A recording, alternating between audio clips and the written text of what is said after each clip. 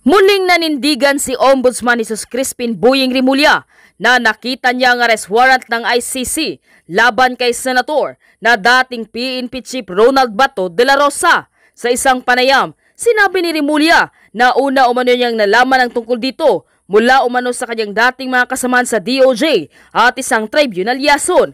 Nakita niya raw ang unang pahina ng warrant sa kanyang tahanan mga isang buwan na ang nakalipas at nasilip umano niya ang buong dokumento kinabukasan. Mayroon pa raw siyang unofficial copy sa kanyang cellphone bagaman hindi pa ito opisyal na ilalabas sa publiko. May mga bagay ako hindi pwede sabihin. Okay. Pero meron, sir. Meron. Kaya may mga bagay ako hindi pwede sabihin. Yun lang, I can limit myself to that. Pero dito pa po, sir, si Sen Bato sa Philippines. Andito ba naman yata? He's supposed to be in Pampanga. Is he also under surveillance currently? Or No, lang. We're tracing his whereabouts once in a while. Natatrace namin.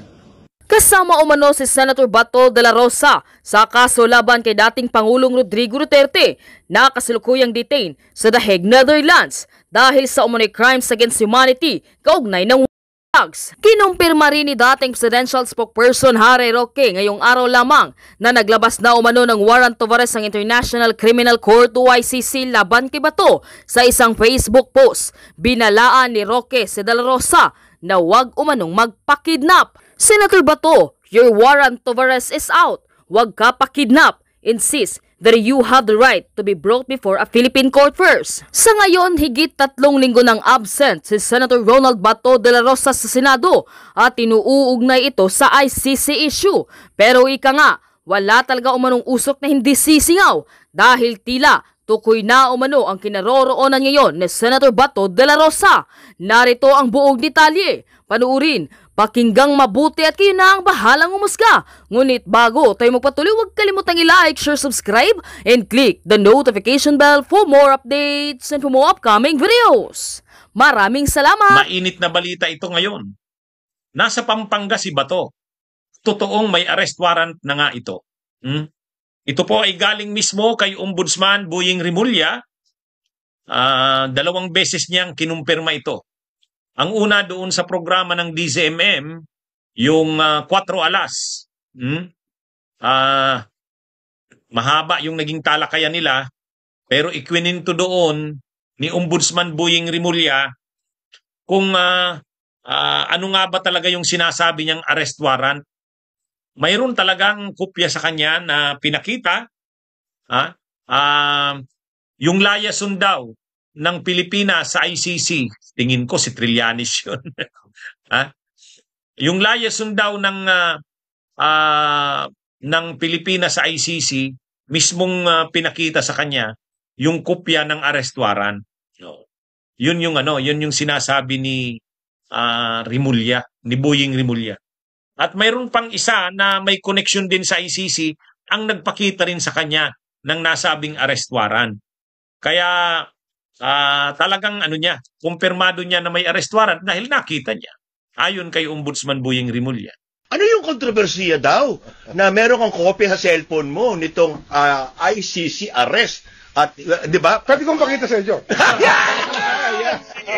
Mamaya, tignan natin yan. Pero siyempre, may nag-file sa korte. At ang sabi ng korte, di ba? Don't make the same mistake I made, brother. Correct. Sige, pag-usapan nga natin, Ombudsman, ano ba ito? Bakit ikaw, ang sinasabi nila? At bakit hindi ikaw? Yan. Makikita pa ba? Maganda kwento. Sige nga. Kasi ano yung Sabado ng umaga yan. Sabado. Mga 1 month ago. 1 month ago, Sabado yun. Dumating sa bahay ko, ito mga kasama ko sa opisina dati. Yan. Sa DOJ. Yan. Tayo lang nag-uusap dito, walang nakikinig. Sige. Tapos? Ayun. Tapos pinag-usapan namin yan. Sabi ko, nasaan na yung warrant? Yan. Pinakita sa akin isang page. Okay. Tapos, the next day, may kausap na naman ako. Yan. Yung parang nagliliason sa ICC. Okay. Nagliliason. Pinakita sa akin yung buong document. Wow. Pinakita sa akin yung buong document. Kaya lang nung nakita yung first page pala nung nakita ko, Sabado na umaga eh. May programa rin ako pag Sabado na umaga. Yun nga. DCRH naman ako. Sabi ko, scoop to ah. Yeah. Sino ba naman ayaw na scoop? At saka hindi, pangalawa naman, sa trabaho ko kasi, accountability of public officers. Correct. It's an accountability issue. Yes, actually. So sa mga 7,000 viewers natin, huwag kayong mga marites. Nakikinig kayo, nakikinig kayo. Yan ang kwento daw. Anong kwento? Meron pala talaga. So, ibig sabihin, meron dahilan naman kung bakit meron pwedeng nagtatago o hindi nagpapakita. Meron naman pala dahilan. Mahanap pa ba to? Mahanap pa ba to? Sino ba to? Sino ba to? Joke pa nga siya, baka daw lampasan niya. Si Senator Ping Lacson. Record. So, hindi naman siya ganun ka-problematic. At least yun ang kanyang projection. Ngayon, sa ambush interview na naman sa kanya ng media, tinanong na naman uli siya tungkol dyan. At gano'n na naman ang sagot niya. Na totoong mayroong nakita niya na yan, ICC arrest warrant na yan. Kaya malakas ang loob niya daw na magsabi tungkol dyan. Kaya lang, siyempre, hindi pa linalabas. Pero sa kanya, nakita niya na. Kaya kumpirmado niya na yan. Ayon kay Ombudsman Boying Rimulya. Ngayon, tinanong din siya tungkol kay Bato. Ano bang monitoring nila kay Bato? Sabi ni Ombudsman Boying Rimulya, ang monitoring nila dito kay Bato ay nasa Pampanga. I can only say it after it's said and done. May mga bagay ako hindi pwede sabihin. Okay. Pero meron, sir. Meron. Kaya may mga bagay ako hindi pwede sabihin. Yun lang, I can limit myself to that. Pero dito pa po, sir, si Sen Bato sa Bini. Andito ba naman yata? He's supposed to be in Pampanga. Is he also under surveillance currently? Or No, we're tracing his whereabouts once in a while. Trace namin. Bakit kaya nasa Pampanga, no? Yung Pampanga kay Gloria Arroyo yan. Teritoryo ni Gloria Arroyo. Bakit kaya nandun? Sa bagay, ang Pampanga rin, taga dyan si Albayalde. Si dating PNP Chief Albayalde, Pampanga din yun eh. Tumakbong mayor yan si Albayalde sa Angeles. Kaya lang natalo si Albayalde. Pero taga dun yan. So ano bang ibig sabihin nito? It's either ang connection niya doon ay si Albayalde, kaya nandun siya sa Pampanga, or kaya ang mga Arroyo.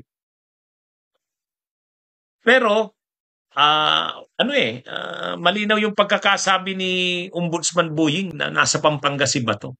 Oo nga naman, kung sa Davao ito, sigurado nang alam na kaagad na nasa Davao ito kung doon ito magtatago. Siyempre, kung magtatago siya na hindi siya matutunton, ay doon siya hiwag siya doon sa lugar na alam niyang nandun siya. Alam nang nandun siya, tulad ng Davao. So, ang binanggit talaga ni Ombudsman Boying ay Pampanga. So kung Pampanga yan, dalawa ang pwede niya.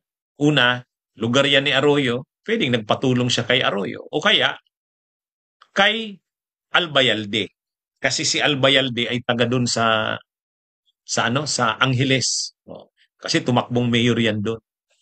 Anyway, ang sabi naman ni Ombudsman Boying, kasi talagang pinipilit siya ng media na magbigay pa ng dagdag na detalye. Kaya lang ang sabi ni Ombudsman Boying Rimulya, hindi na siya magbibigay ng dagdag pang detalye kasi mahirap na, sabi niya. Basta kumpirmado na mayroon talagang arrest warrant dahil nakita niya mismo. At ang balita niya nasa Pampanga si Bato de la Rosa.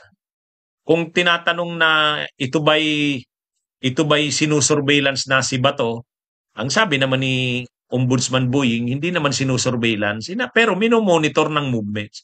Kaya ibig sabihin, namumonitor ang galaw ni Bato. Namumonitor. Bakit hindi pa inaaresto kung may arrest warrant? Ayaw i-detalye ni Ombudsman Boying. Sabi niya, mahirap na magbigay pa ako ng mga dagdag na impormasyon, sabi niya. Kaya sa mga nangyaring itong kumpirmasyon na ito ni Ombudsman Boying, na una, totoong may arrest warrant. Pangalawa, namumonitor ang galaw ni Bato de la Rosa, ay sigurado, kung nakarating ito kay Bato, lalong lalong matatakot yun si Bato. Alam pala ang galaw niya. Lalo na kung totoo talagang nasa Pampanga siya at sinabi ni Boying Rimulya na nasa Pampanga siya. So ibig sabihin, tukoy na tukoy ang galaw niya. Anyway, kung ganito, kapag ganito yung mga impormasyon na nilalabas ni Ombudsman Buying, matatagalan pa yan bago lumitaw talaga, bago lumitaw si Bato de la Rosa. Kasi magtutuloy-tuloy ng magtago yan. Unang-una, kinumpirma na mayroon ngang arrest warrant. Pangalawa, minumonitor talaga pala ang galaw niya. Di ibig sabihin niya, naghihintay na lang ng tiyempo kung kailan siya aarestuhin. Kaya, wala na. Magtatago na nga yan si Bato. Kasi, alam niya na ano na siya. Kumukuha na lang ng tiyempo kung kailan siya aarestuhin. Anyway, mga kabunyog, mga kabayan, ang nag-aano lang tayo, bakit parang updated si Buying Rimulya tungkol sa mga galaw na yan? Kasi sa ombudsman, ang dami niyang kasong inaasikaso. Pero nagagawa niya pang i-monitor yung tungkol kay Bato. Involved ba siya kapag tungkol dito kay Bato? Mukhang tutulungan pa ni Buying kung paano i-implement yan. Ang pag-aresto kay Bato. Magiging malaki kasing usapin yan, yung pag-aresto na yan kay Bato. Iba itong kay Bato ngayon. Mas mahirap ito kaysa dun kay Duterte kasi si Duterte nabigla. Yung element ng surprise na gamit pa kay Duterte, pagbaba ng eroplano, hindi na nakagalaw. Wala nang nakapasok na supporter sa loob ng airport. Ang kasama lang ni Duterte doon si Hanilet sa si Kitty at saka yung mga abogado niyang kasama. Sila Delgra, sila Midja Aldia. Pero yung mga supporters hindi na nakapurma, hindi naman sila makapasok doon sa loob ng airport. Pero itong kay Bato, na naghahanda na si Bato. Ayaw niya nang makumit yung naging error kay Duterte na nabigla sila. Pero namonitor siguro ni Bato na talagang may plano na sa kanya na binubuo. Kasi inamin nga ni Buying Rimulya na tinatrack, minumonitor ang bawat galaw niya ni Bato de la Rosa. Malamang kahit yung ibang mga nabanggit ni Trillanes, sila Albayalde, sila Mata, sila Karamat, sila Leonardo, ay na rin. Nagpaplano na rin, nag-iisip na rin kung paano nang gagawin nila. Kasi baka sabay-sabay na ilabas ang arrest warrant. Kaya mga kabunyog, mga kababayan. Kanina nga, para patunayan ni Buying na mayroon ngang arrest warrant, sabi niya dun sa mga host ng programa, yung 4 alas, hindi, gusto niyo ipakita ko sa inyo. Sabi niya, mamaya, gusto niyo ipakita ko sa inyo. Awang ko kung pinakita kila Ronald Llamas. Kasi sa biniro ni Buying Rimulya, sabi niya, gusto niyo ipakita ko sa inyo mamaya para makita niyong totoo talaga. Hindi naman sila nagkwento kung totoo ngang pinakita sa kanila. Anyway, mga kabunyog, mga kababayan, mukhang ito. Sabi rin ni Soljen Berberabe, mag-uusap na sila ng DOJ tungkol dyan. Kasi anumang oras talaga pwede nang humingi na ng tulong ang Interpol para i-implement yung arrest warrant kung mayroon nga. Kaya sabi ni Soljen Berberabe kanina, mag-uusap na daw sila ng DOJ kung ano talagang gagawin. Mukhang may mga binubuo ng plano. Lalo nang hindi na talaga nito lalabas si Bato. Lalo nang hindi na lalabas nito si Bato. Makakausap na po natin sa oras pong ito, nasa linya po ng ating telepono, si dating Senador Sonny Trillanes. Sen, magandang hapon po. Tony Enrica po ito. Ang hapon po sa inyo, kasamang Tony at kay Miss Rica. Hi, Senator. Thank you po again. At tama-tama't meron po kayong pinost sa, ano oras ba yun? Kanina, 9 hours ago. 9 hours na, ha? 9 sa hours. Facebook. Meron po kayong mga tinukay na mga pangalan, mga apelyido lamang na makaraw ay susunod na nasangkot sa ICC. Sa inyo po bang panig, masasabi niyo po bang kumpirmado sigurado ang impormasyong natanggap niyo patungkol dito, Sentry? Let's just say na kumpiyansa po tayo dun sa bibigay ng impormasyon sa atin na privy doon sa mga nangyayari tungkol dun sa mga kaso na yan. Apo. Sila rin naman yung mga pinagkukunan ko ng mga impormasyon na dati kong sinasabi na nasa katuparan na. Opo. Kaya I don't have any reason to doubt. question to doubt yung ano niyan, veracity. And kung sila po ay susunod na nga po tiyak, mabilisan po ba ay this year or next year po mangyayari po ito? Next year pa po mangyayari yan. Pero kasi ang bilis na po nung pasok ng impormasyon kasi very aggressive yung mga investigador po ng ICC. Lalo na ngayon na yung nung natapos na yung kaso kay Duterte, na-devote na nila attention nila doon na sa mga iba pang mga significant players.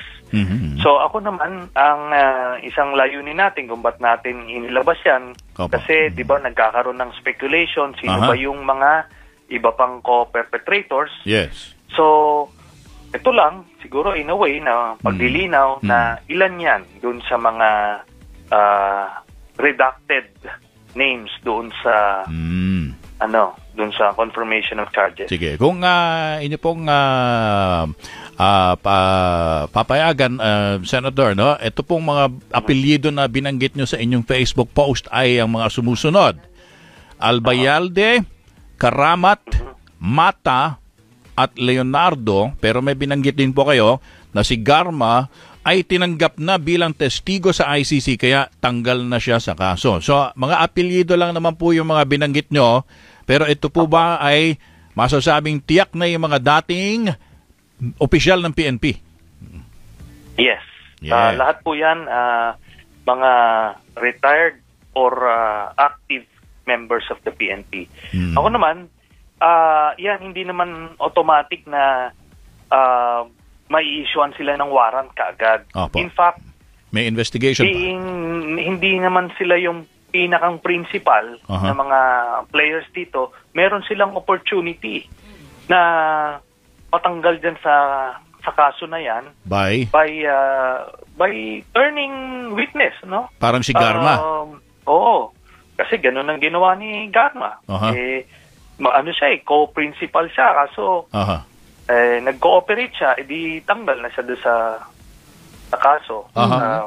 Ganun lang naman po. Anong balita niyo pong huli doon kay Garma, Senator? Kasi, di ho ba ang unang sinabi ay pinayagan siyang lumabas ng bansa para makipag-usap sa mga opisyal ng ICC sa Kuala Lumpur, pero sa ngayon, hindi na ho bumalik. Tama ho ba?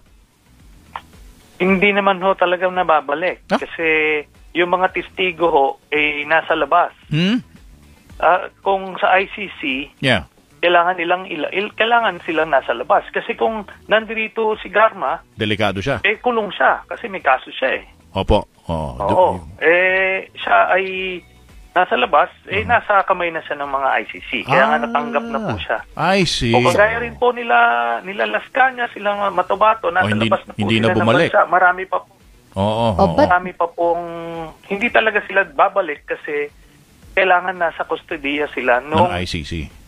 ICC. Opo, when we para say, makapagtestigo sila. Opo, Senator, when we say nasa kustodiya ng ICC, nasa pangangalaga. Oo, nasa pangangalaga na sila, they surrender themselves na. Sa dahig din po ba ito? Not necessarily. Not necessarily, basta't ang importante po ay sila, they have control of their person para pagkakailangan nilang humarap sa trial ay readily available sila. So parang naka-safe house, witness protection, ganun po? Yan, parang ganun. Okay, sige po. Protection. Opo. So, yan kasi nagkaroon ng confusion dahil tumakas daw, hindi si Garma, hindi tumakas. Hindi tumakas si Garma. In sa fact, halip. Kaya nga siya lumabas mismo para maging testigo siya sa ICC. Opo. Yung mga binigay po ninyo na pangalan sa Facebook, Senator, hindi po ba ito magiging parang preemptive move para for them to, hindi natin alam, magtago, umalis, o hindi natin alam ko anong pwedeng mangyari. Parang yung isang senador, ganun ba, na hindi na sumisipot? Pero hindi ko na masyadong ino-obvious yun. Hindi po ba ito presumptive act, sir, preemptive act, Senator? Hindi po preemptive yan. In fact, it's a way out for them. Kung Kasi kung hindi na-announce yung pangalan, pag umabot yung investigasyon sa issuance ng warrant, bubulagain na lang sila ng warrant. Pero ngayon na alam nila na co-perpetrator sila, meron pa silang ibang mga remedies which is yung ginawa ni Garma. To cooperate. Diba? Oo. To cooperate. Yes. So, nasa sa kanila yan. Gusto mo bang magtago habang buhay kagaya ni Bato? Or mag-cooperate ka at maging malaya ka kagaya ni Garma? At ito po yan, hindi lang yan. Yeah. Ang tanong dito kasi, tatanungin nila sa sarili nila, is this the right thing to do? Ito ba ay tamang gawin na mag-cooperate sa ICC? Yeah. Sa akin, maliwanag ko ang sagot dyan. Oo, kasi ito na, alam naman nilang mali yung ginawa nilang crimes against humanity, yung pagpapatay ng mga suspects, drug mga suspects. suspected. Suspected lang yun, drug addicts. So, ito na yung kanilang redemption. Way to redemption. So, ganun lang naman yun. Diba? Yeah. Kita mo yung ginawa ho dito sa flood control scandal. Diba yan? Sila Henry Alcantara. Nagbabalik na ng mga assets. Nagnakaw sila, pero ngayon, sinasabi na nila yung nagko-cooperate sila, yan na yung panimula ng kanilang road to redemption. Yan din ito. Ganon din po ito para sa mga general na to. Kung sabihin nilang, inutusan lang kami, then sabihin nyo, bakit nyo kailangan pagpapakamartir para sa So, kumbaga, ginawa nilang mali. It works to their interest na sila ay makipagtulungan sa halip na sila po ay magtago or damputin ng ICC. Yun po. Yun na nga po mismo. Yeah. Ngayon na alam nyo na, nasa sa inyo po yan. Nasa kamay ninyo kung ano ang landas na tatahakin nyo. Okay. But if they go the Garma way, ay surrender ang sarili nila to assist ICC. What does it say about their belief dito sa justice system ng Pilipinas when it comes sa pag-uusap natin dun sa hustisya para sa EJK victims? Ito naman po kasi, ang sinasabi naman kasi dito, yung justice system sa Pilipinas, nag-work siya doon sa mga disadvantaged. Pero, pagka ikaw ay makapangyarihan, yamadong-yamado ka. Hindi ka nga makakasuhan. Biruin nyo, sa dinami-dami nung pinatay, pero hindi nga makakasuhan Bakit? Kasi, sino naman hong piskal ang magkakaso niyan? Sinong investigador sa NBI magkakaso niyan? Diba papatayin sila O sa sobrang walang pipirma, even yung judge niyan, sinong handle niyan? Yun naman po ang sinasabi natin na unwilling and unable. So it's not an indictment of the whole justice system natin. Yung sa mga ordinaryong kaso na wala namang political implications, nagpa-function naman sa mga private citizens, mga, diba, nagkakasuhan, nag-work siya. But for the powerful, hindi siya nag-work. Ngayon, bukod dito sa 4 na pangalan na binanggit nyo sa Facebook post nyo, meron pa rin kayong impormasyon tungkol sa iba pang personalidad na maaring redacted din yung mga pangalan na hindi nyo pa nababanggit? Napabanggit ko na dati pa, si Bongo, nandoon, tapos of course, si Bato tapos na. Tapos may namatay na si dating PNP Chief Gascolan. Sila yon. Sila na yon. Sila na yan. Okay. Kaya, buo naman na yun Ayaw din natin na nagkakaroon ng speculation pa. Sasabihin, si VP Sara daw ay isasama din. Hindi ako, kahit gusto ko mang masama siya, pero hindi sa kasama. Kaya hindi ko sinasabing kasama. Opo. Yun. Tama. Tama naman. And earlier, nilalabas din yung pangalan ni former Justice Secretary Aguirre, o kahit na marami yung nairita sa kanya nung mga panahon yun, hindi ho talaga siya kasama. So, hindi ko siya sinasama. Okay. At least yun talaga nakukumpirma ninyo na yung mga ibang pangalan na yun na nababanggit noon ay hindi ho talaga kasama. Okay. Hindi kasama. Hindi kasama. Ngayon, yung kay VP Sara ho, na-mention siya ni Las Cañas yes. A few times, pero hindi siya. po enough yun for the case to develop kasi mataas po ang threshold ng ebidensya ng ICC bago ka may-issue ng warrant. Yun. Kaya ho yung mga kababayan natin na iniisip na ito si Duterte ay na project lang, na kidnap. Hindi po. Kumpleto po. Sandamakmak yung ebidensya laban sa kanya. Gumawa siya ng krimen. Kumbaga, ano yun, sinertipikahan talagang merong dokumento at ebidensya. Matanong ko lang, Senator, no? Kasi napupulaanan kasi itong si Ombudsman Boying Remulla na sinasabi niyang may nakita na daw siyang arrest warrant. Sinasabi ng kapatid niya, si DILG Secretary John Vic, digital copy lang naman daw yung nakita. Kayo ho ba, may idea ho kayo, Senator, kung yung bang arrest warrant po ba ay tinransmit pa lang digitally o meron na ho talagang on its way na physical copy? Meron po tayong impormasyon dyan sa aspeto na yan. Pero unfortunately, hindi I'm not at liberty to say anything at this point. So kumbaga, nakibato na lang yan. Kung papaniwalaan niya to si Secretary John Vic, na wala pa raw, kung papaniwalaan niya si Ombudsman Boying na meron na. So kumbaga, pwede siya magsugal. Pero marami naman siyang matatanungan sa PNP. Meron ba dyan? Yung dami niyang kung isisilbi na sa kanya, kahit yun na lang. Tama. Kahit tip na lang, Tama. Kahit tip. Meron ba? Wala. Malalaman niya yun. Ngayon, pwede siya magsapalaran na sige nga, mukhang wala. O di, sige, tingnan natin. Ganun lang naman po yun. Kayo ho ba, partner ha, di ba ho ba nung nanalo kayo na halal kayo, no, as a senator, pero hindi pa kayo pinalalaya nun, sinesweldohan ho ba kayo nun? Yes. Dahil nung panahon naman na yon, nag-serve din ako, nagkakandak ako ng committee hearing sa loob ng detention facility. Yun nga pong pagpataas ng sweldo ng government employees, pati sundalo pulis, doon ko po kinandak yan sa loob ng kulungan. At so marami tayong nagawa, no? Nagpa-file kami ng bills and resolution. While in detention. Yes. Kaya nga, sabi ko nga, dalawa yung precedents nito Yung kaso namin, yung sitwasyon namin ni then Senator Laila de Lima na naka-detain pero nagpa-function yung office.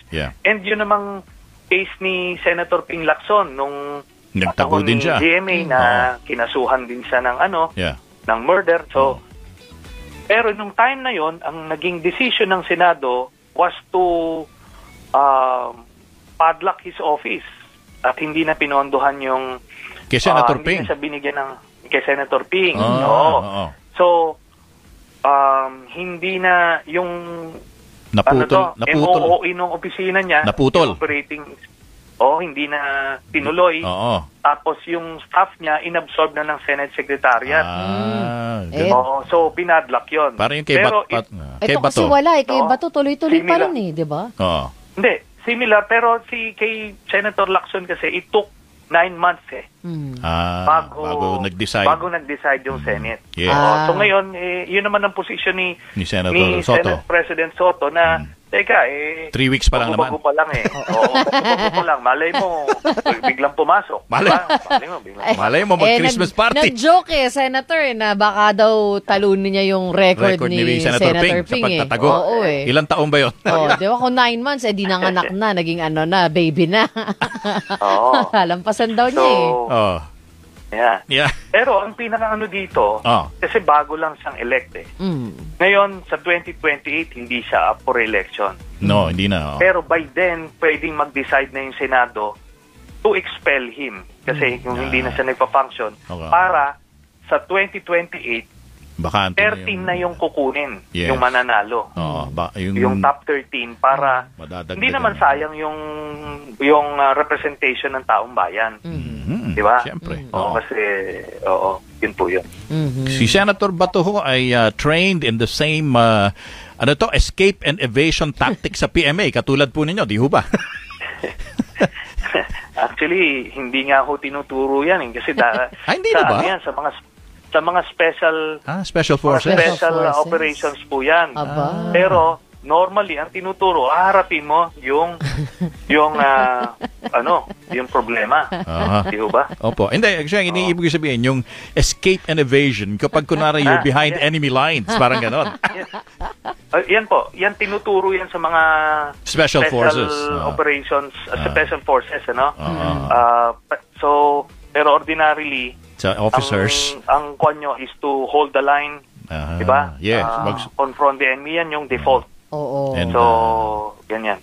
Oo, mga first Pero line of ito defense dapat. Ito nga ang ironic kasi sobrang tapang-tapangan kasi nitong mga ito nung may tsapa pa sila, no? Tapos sa pagmaliliit na mga tao yung tinatapakan nila. Pero pag sila na ngayon na nasa subject dun sa same na pinagdadaanan nung ino-oppress sila, biglang magtatatago. Di ba? Pare-parehas yan.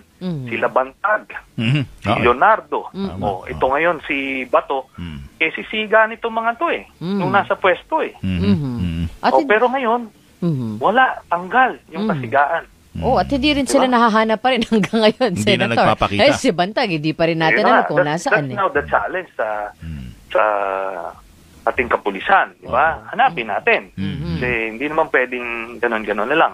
Pero to be fair to the PNP, mahirap talaga maghanap. Kasi itong si Matubato at saka si Las Cañas, pinaghahanap talaga ni Duterte yan. Yeah. Napakalaking pwersa ginamit niya para hanapin yan, hindi naman niya nahanap. So, ganun talaga din. O yan. Where's Wally tayo dyan? Pagdating sa hanapan. Sige. So, Senator, mayroon pa bang mga susunod na installment ng inyong mga baka may confessions din si sa Con. Facebook? Opo, pagka naman meron ilalabas natin. Ayun na. Siyempre. Parang parang countdown to Christmas ito. Kaya nga. Dahil hindi mo na malaman. Baka may ito ba yung 4th day of Christmas natin? Anong Actually, bigay, it is. di ba? Oh, yeah. Holy days nga. These are the holy days, Senator. Senator, maraming salamat po muli sa oras po na binigay niyo sa amin. Maraming salamat po sa inyo. Thank you, Senator. Gandang gabi po. Sige.